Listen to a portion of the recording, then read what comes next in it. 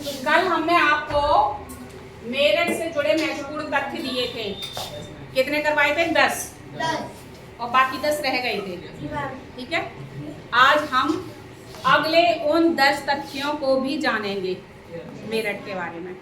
ठीक है, शोर शराबा नहीं, कान खुले, आंखें खुली और मुंह बंद, तभी आप चीजों को सुन पाओगे और समझ पाओगे सही से। ठीक है, आंखों से देखना है, कानों से सुनना है और मुंह को बंद रखना है। ठीक है, देखिए कल आपके 10 पॉइंट हो गए थे। अब 10 के बाद हमने यहाँ पे लिख दिया तो एक है, लेकिन ये 11वां पॉइंट है कि मेरठ को घोड़ों का शहर भी कहा जाता है। मेरठ के जो घोड़े हैं वो बहुत प्रसिद्ध हैं, दूर तक मेरठ के घोड़ों का अपना एक अलग नाम और पहचान है। ठीक है, दूसरी, मेरठ के गंगानगर को मिनी इंडिया कहा जाता है। मेरठ का जो गंगानगर है वहाँ हर जगह के लोग रहते हैं, उसको इसलिए उसका नाम मिनी इंडिया पड़ गया है। ठीक है, एक मेरठ का प्रमुख जैन तीर्थ स्थल हस्तिनापुर में। कोई जैन मंदिर देखने गया हस्तिनापुर का?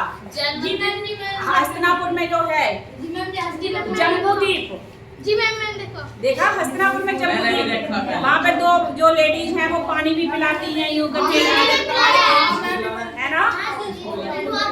Silent silent silent silent.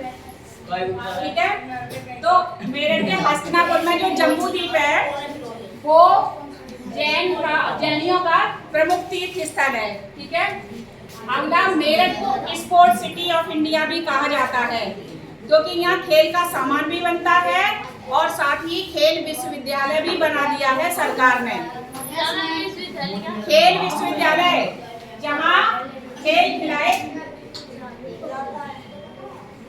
खिलाए जाएंगे और खेल खेलना सिखाया जाएगा। ठीक है, तो योगी सरकार ने एक खेल विश्वविद्यालय भी खुलवा दिया है मेरठ में। ठीक है, आप लोगों को अगला देखो, मेरठ को स्वतंत्रता संग्राम की जन्मभूमि के कारण क्रांति नगरी भी कहा जाता है। 10 मई 1857 को भारतीय स्वतंत्रता संग्राम की शुरुआत मेरठ के कैंटेरिया से हुई थी। ठीक है, और इसके लिए इसको क्रांति नगरी भी कहा जाता है। ठीक है, अगला पॉइंट है, मेरठ के प्रमुख पर्यटन स्थल, ऐसी जगह जो घूमने के लिए प्रसिद्ध है, उसमें एक है औगड़नाथ मंदिर हिंदुओं का, गांधी बाग एक पार्क है, एक शहीद स्मारक जहां पर स्वतंत्रता संग्राम में जो शहीद लोग हुए हैं उनकी याद में बनवाया गया है, एक है सूरज कुंड जो खेल की मार्केट के लिए भी है, और एक कोई घूमने का वहाँ पे कुंड भी बना हुआ है, एक है भोला झाल आपके पास में ही जहाँ बिजली का प्लांट लगा हुआ है, बिजली बनती है, एक है जामा मस्जिद मेरठ की जामा मस्जिद, और सरदना का चर्च, ईसाइयों का चर्च है सरदना में, वो भी घूमने के लिए प्रमुख है। ठीक है, मेरठ के हस्तिनापुर को पांडवों की राजधानी माना जाता है। मेरठ के हस्तिनापुर को पांडवों की राजधानी माना जाता है। आपने महाभारत सुनी होगी, हो सकता देखी हो ना देखी हो, तो महाभारत में कौरव और पांडव, ठीक है, पांडव थे 5 और कौरव थे 100। ठीक है, तो हस्तिनापुर को जो 5 पांडव थे उन्होंने अपनी राजधानी बनाया था। जैसे आपकी उत्तर प्रदेश की राजधानी कहाँ है? लखनऊ। और भारत की राजधानी कहाँ है? दिल्ली। यानी उत्तर प्रदेश की सारी व्यवस्थाएं, सारा शासन लखनऊ से चलता है और पूरे भारत का जो शासन चलता है वो दिल्ली से चलता है। इसी तरह से पांडवों की राजधानी हस्तिनापुर से पांडवों का शासन चलता था। ठीक है, मेरठ में पश्चिमी उत्तर प्रदेश की सबसे बड़ी कपड़े की मंडी है। किसी एक जगह नहीं, ये पूरा एरिया आपका मोदी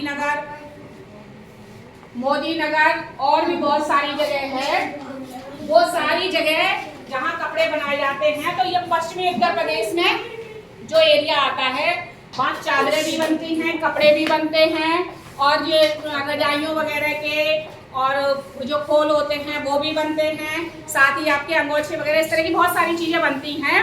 तो पश्चिमी उत्तर प्रदेश में कपड़े का इतना बड़ा काम है कि इसको कपड़े की सबसे बड़ी मंडी कहा जाता है।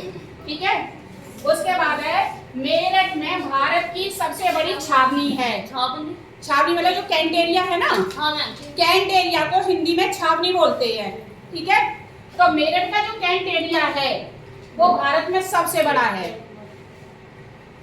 ठीक है, इधर से फैला कहाँ, उधर मवाना रोड की तरफ, उधर बहुत दूर तक फैला हुआ है। भारत में जितने भी कैंट एरिया उनमें सबसे बड़ा है मेरठ। ठीक है, अगला है कि मेरठ में 200 फीट ऊंचा तिरंगा लहराया गया है।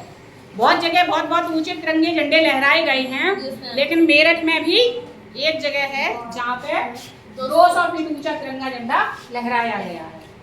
ठीक है, कल के 10 पॉइंट, आज के 10 पॉइंट मीन्स हो गए 20 पॉइंट। ये आपको याद करने हैं और आपकी मेरठ से संबंधित जानकारी हो जाएगी पूरी। ठीक है, मैम को बता दो मेरठ कैसे